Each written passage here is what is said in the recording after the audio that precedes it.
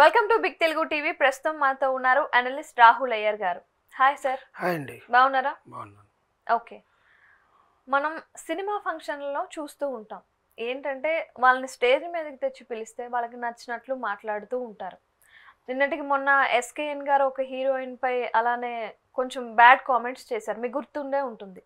అలానే నక్కిన త్రినాథరావు కూడా ఒక హీరోయిన్ మీద అలాంటి వ్యాఖ్యలే చేశారు. అవి ఆ విషయాలు ఇంకా మర్చిపోనే లేదు. అప్పుడే ఈరోజు మల్లారెడ్డి గారు ఒక హీరోయిన్ని కొంచెం అసభ్యకరమైన పదజాలంతో కొన్ని మాటలు అన్నారు అంటున్నారు. ఏం జరిగింది అంటే ఇప్పుడు మనం చాలాసార్లు మాట్లాడుకున్నామండి. మన సినిమాలో నటించింది కదా, మనం ప్రొడ్యూసర్లు, డైరెక్టర్లు, మనం వాళ్ళతో చనువుగా ఉంటాం కదా, వాళ్ళకు మనకు గౌరవం ఇస్తారు, మనం ఏమన్నా కూడా వాళ్ళు ఏం అనుకోరులే అనుకొని మాట్లాడేస్తుంటారు. కానీ వాళ్ళకి కూడా తెలుస్తుంది, వాళ్ళకి మనసు ఉంటుంది. వాళ్ళేం ఫ్రీగా వచ్చైతే వర్క్ చేయట్లేదుగా. వాళ్ళు జనరల్గా వాళ్ళ మనీ ఇచ్చి మనం వాళ్ళని పెట్టుకొని వాళ్ళు యాక్టింగ్ చేసుకున్నాక వెళ్తాం. అలా హీరోయిన్తో మనం చనువుగా ఉంటున్నాం, హీరోయిన్ మనకు కొంచెం కూతురు వరుస లాంటిది లేకపోతే చెల్లెల వరుస లాంటిది అనేసి ఇవి అనాల్సినవి అనేసి వాళ్ళు నాకు బిడ్డలు లాంటి వాళ్ళండి అనేస్తారు. అంటే నవ్వేసి ఆ మాట అనేస్తారు, నాకు బిడ్డలు లాంటి వాళ్ళండి. వాళ్ళు ఏమనుకుంటారు, అలా అనడంలో తప్పే ఉంది అని ఆయన ఎస్కేఎన్ గారు అలాగే అన్నారు. హిందీ హీరోయిన్స్ని అయితే మనం ఎంతైనా లవ్ చేయొచ్చు, నార్త్ నుంచి వచ్చేవాళ్ళని, సౌత్ నుంచి వచ్చేవాళ్ళు మనకు అంత యూజ్ అవ్వరు, మనల్ని నమ్మించి మోసం చేస్తారని ఆయన అన్నాడు. త్రినాథరావు నక్కిన గారు వచ్చి అనుషు గారి గురించి మాట్లాడారు. తర్వాత ఆయన క్షమాపణలు చెప్పడం, వాళ్ళ అమ్మగారు తిట్టారని చెప్పి స్టేజ్ మీదకి వచ్చి మళ్ళీ క్షమాపణలు చెప్పడం. ఆ సినిమా కొంచెం అడపదడపాడి ఈ రోజు నుంచి ఓటీటీలో కూడా వస్తుంది యాక్చువల్గా మజాకా. సో అంశు గారు కూడా నేనేం పట్టించుకోలేదండి అని అన్నారు. కానీ బట్ ఆమెకు కూడా ఇన్నేళ్ల తర్వాత ఇండస్ట్రీలోకి వచ్చాక అలాంటి మాటలు స్టేజ్ మీద పర్సనల్గా నువ్వు మాట్లాడు, ఆమెకి నీకు ఉన్న ఆ రిలేషన్ అండ్ గ్యాప్ లేదనుకోండి, వాళ్ళు సర్దుకుపోతారు. అది ఊరుకోండి డైరెక్టర్ గారు ఏంటి ఇలా అంటున్నారు అనేసి వెళ్ళిపోతారు జనరల్గా. ఇవి ఇప్పటి నుంచే కాదండి, ఎప్పటి నుంచో జరుగుతున్నాయి. అన్నపూర్ణమ్మ గారు, జయలలిత గారు కూడా ఇంటర్వ్యూలో చెప్పినప్పుడు అప్పట్లో హాస్యాస్పదంగా కూడా ఏంటమ్మాయని బాడీ షేవింగ్ చేసేవాళ్ళంట. వాళ్ళు కరాకంటిగా చెప్పేసాళ్ళండి ఏంటంటే ఎలా అంటున్నారు అని చెప్పి మొక్కం మీద. ఇప్పుడు వాళ్ళు ఏమనుకుంటారు, వాళ్ళు ఎంత బాడీ షేవింగ్ చేసినా, ఎంత డబుల్ మీనింగ్ జోకులు వేసినా నవ్వేశారు అనుకోండి, వాళ్ళ డబ్బులు వాళ్ళ పేమెంట్ వచ్చేస్తుంది, వెళ్ళిపోతారు. హీరోయిన్ మనతో చనువుగా ఉంటుందిలే, మనం ఏమన్నా పడుతోందిలే అని అనుకుంటున్నారు అని వీళ్ళు అనుకుంటున్నారు. కానీ వీళ్ళు ఏమనుకుంటున్నారు, నేను వెళ్తుంటే ఈ 100 మంది కుక్కలు మురుగుతాయి అన్నట్టుగా నా వెనకాల ఎంత మురిగితే నాకేముంది అని అనుకొని వీళ్ళకి కావాల్సింది వీళ్ళు చక్కబెట్టుకొని వెళ్ళిపోతున్నారు. దట్ డజంట్ మీన్ దట్ వాళ్ళు అనే వాటికన్నిటికీ వీళ్ళు ఓకే చెప్తున్నారని కాదు జనరల్గా.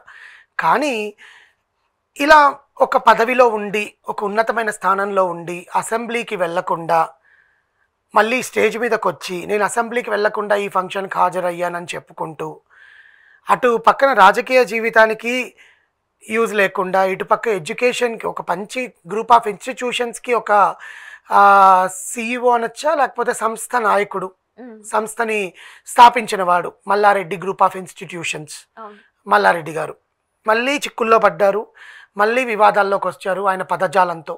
రాజకీయ పరంగా ఆయన ఇష్టం వచ్చినట్టు మాట్లాడారు. రేవంత్ రెడ్డి గారి గురించి ఎన్ని మాట్లాడారండి.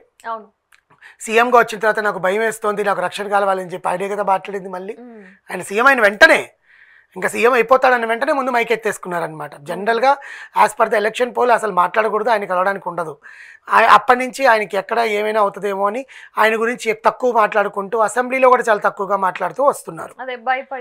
అంతే, ఇంకా మనం మాట్లాడిన దానికి కర్మ వెనక్కి మనకు తెలుస్తుంది కదా అని చెప్పి. సో ఇవన్నీ పక్కన పెడితే, ఏదైతే నిన్న వాళ్ళ కాలేజ్లో ఒక ఆడియో ఫంక్షన్ జరిగింది, వాళ్ళ కాలేజ్ ప్రిన్సిపల్ కొడుకు అదే కాలేజ్లో చదువుతున్న అబ్బాయి హీరోగా చేస్తున్నాడు. ఎక్కడో తమిళ ఇండస్ట్రీయో లేకపోతే వేరే నార్త్ నుంచి తీసుకొచ్చారో ఒక అమ్మాయిని హీరోయిన్గా తీసుకొచ్చారు. అమ్మాయి పేరు కసికా కపూరో సంథింగ్. ఓకే, సో ఆ అమ్మాయి పేరుని ఉచ్చారించడంలో ఈయన ఆ అమ్మాయి పేరు కసికా కపూర్ కానీ కసిగా ఉంది అన్నట్టుగా ఆయన ఫేస్ ఎక్స్ప్రెషన్స్ మార్చి, అంటే సెడ్యూసివ్ లాంగ్వేజ్ అంటారండి దీన్ని జనరల్గా. ఇన్పర్ఫెక్ట్ లాంగ్వేజ్ అండ్ సెడ్యూసివ్ లాంగ్వేజ్, అందరి ముందు ఒక వయసు వచ్చి కూతురు లాంటి అమ్మాయే కదా, ఇప్పుడు ఆయన కదా అమ్మాయి కూతురు లాంటి అమ్మాయి చూసుకుంటే వయసులో. అవును. ఆ దాంట్లో సరే కూతురు కాకపోయినా ఏదో నీ కాలేజ్ ఫంక్షన్కి ఒక హీరోయిన్గా వచ్చినప్పుడు నువ్వు గౌరవం ఎలా ఇవ్వాలి? మొన్నటికి మన రాజేంద్ర ప్రసాద్ గారు డేవిడ్ వార్నర్ అలాగే అని మళ్ళీ 4 ఖర్చుకొని వచ్చి సారీ చెప్పారు.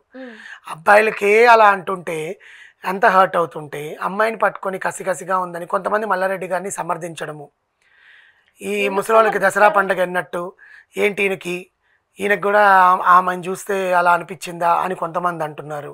కొంతమంది మల్లారెడ్డి గారు అనడంలో తప్పే ఉందండి, ఆయన ఊరికే హాస్యాస్పదంగా అన్నారు, మీరు అది పాజిటివ్గా తీసుకోండి అని అంటున్నారు. ఆడపిల్లని విమర్శించే ముందు అది పాజిటివ్గా తీసుకోవాలా నెగిటివ్గా తీసుకోవాలా అనేది నువ్వు చెప్పే విధానంలో ఉంటుంది.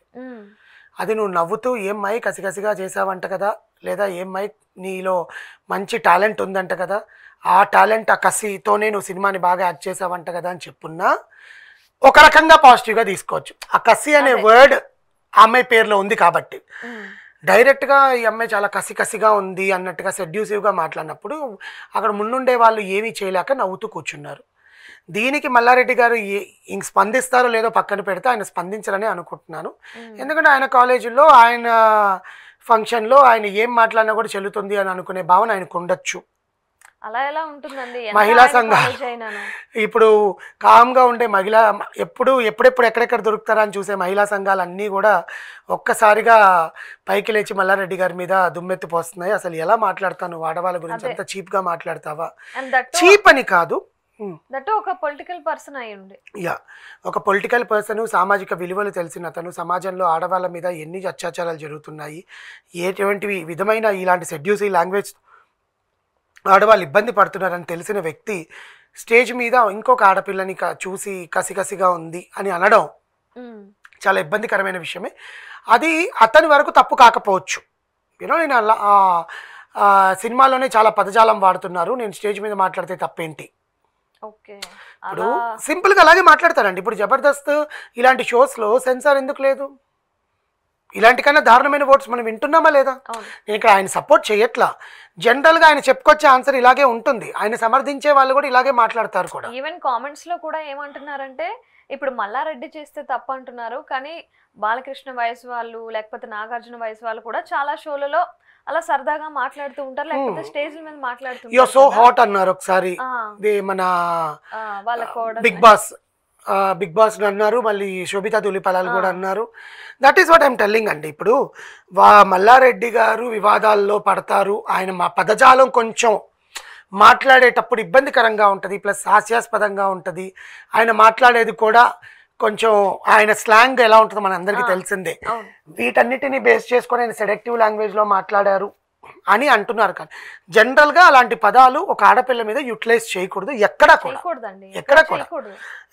అది బిగ్ బాస్ షోలో చేసేటప్పుడు కూడా ప్రియాంక సింగ్ ఒకసారి డాన్స్ చేస్తుంటే యు సో హాట్ అని చెప్పి అనడము, అంటే సెన్సార్ కట్ లేకపోతే మనం ఏదైనా మాట్లాడచ్చు అని. ఇప్పుడు జబర్దస్త్, ఎక్స్ట్రా జబర్దస్త్, శ్రీదేవి డ్రామా కంపెనీలలో డబుల్ మీనింగే ఉంటాయి. ప్లస్ ఏంటంటే ఆడవాళ్ళని అంటారో లేదో పక్కన పెడితే లేడీ గెటప్ వేసుకొచ్చిన వాళ్ళని ఏమైనా అనొచ్చు, ఎందుకంటే వాళ్ళు లేడీస్ కాదు కదా అని ఒక భావంతో అనేస్తారనమాట. సో ఇవన్నీ తీసుకొని బయట వాళ్ళందరూ మాట్లాడుతున్నప్పుడు మేము మాట్లాడడంలో తప్పేముంది అని అనుకునే వాళ్ళు కూడా ఉంటారు కదా. సో కానీ మల్లారెడ్డి గారు కొంచెం అంటే వయసు పెరిగే కొద్దీ మనం ఒక డిగ్నిటీ, రిజర్వ్నెస్ అనేది ఉండాలండి. ఈ మధ్యకాలంలో వయసు పెరిగే కొద్దీ మనం ఏం మాట్లాడుతున్నామో తెలియకుండా మాట్లాడేస్తున్నారు చాలా మంది. కనీసం ఒక 25-30 years ఉన్న వాళ్ళు కొంచెం ఆచితూచి మాట్లాడుతున్నారు, మనం ఏదైనా మాట్లాడితే ఏమైనా అవుతుందేమో అని. వీళ్ళందరికన్నా రామ్ గోపాల్ వర్మ గారే బెటర్ అండి. కొంచెం ఏదున్నా కూడా స్ట్రైట్గా ఆయనకి ఎవరికి హర్ట్ కాకుండా ఏ పదాలు యూజ్ చేయకుండా పెడతాడు ఆ ట్వీట్లు కానీ దేనికైనా కూడా. నిజంగా చెప్పాలంటే వీళ్ళందరినీ పోల్చుకుంటే రామ్ గోపాల్ వర్మ గారే బెటర్. బేసికల్లీ ఆయన ఎక్కడ కట్ చేయాలి, ఎక్కడ మాట్లాడాలో బాగా తెలుసు.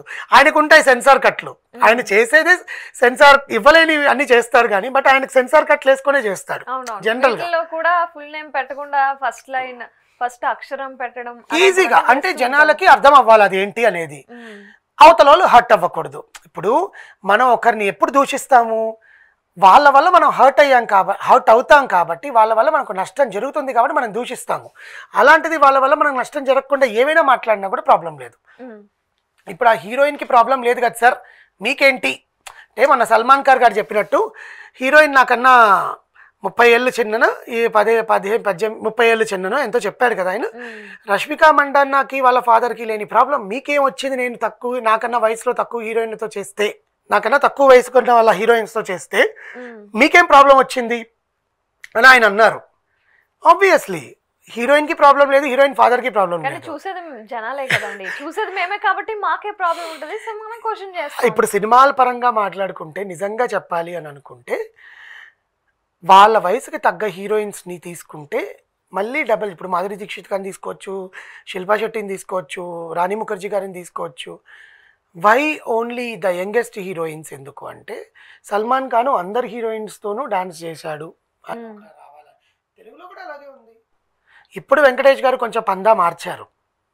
నాగార్జున గారు అప్పుడప్పుడు శ్రేయాని కానీ పెట్టుకుంటుంటారు అనమాట. శ్రేయానే పెట్టుకుంటారు, ఆయన పక్కన ఎవరన్నా కావాలంటే శ్రేయా సార్ అనే పెడతారు. జనరల్లీ ఏ సినిమాలని చూసినా కూడా బాలకృష్ణ గారు కూడా ఆయన నయనతార అని పెడతారు. కానీ ఈ మధ్య కొంచెం వాళ్ళు కూడా పందా మార్చారు. అంటే వయసులో వాళ్ళకంటే ఒక 5-6 ఏళ్ళు తక్కువ ఉన్న హీరోయిన్స్ను, 10 ఏళ్ళు తక్కువ ఉన్న హీరోయిన్స్ను పెట్టుకోవడానికి ట్రై చేస్తున్నారు.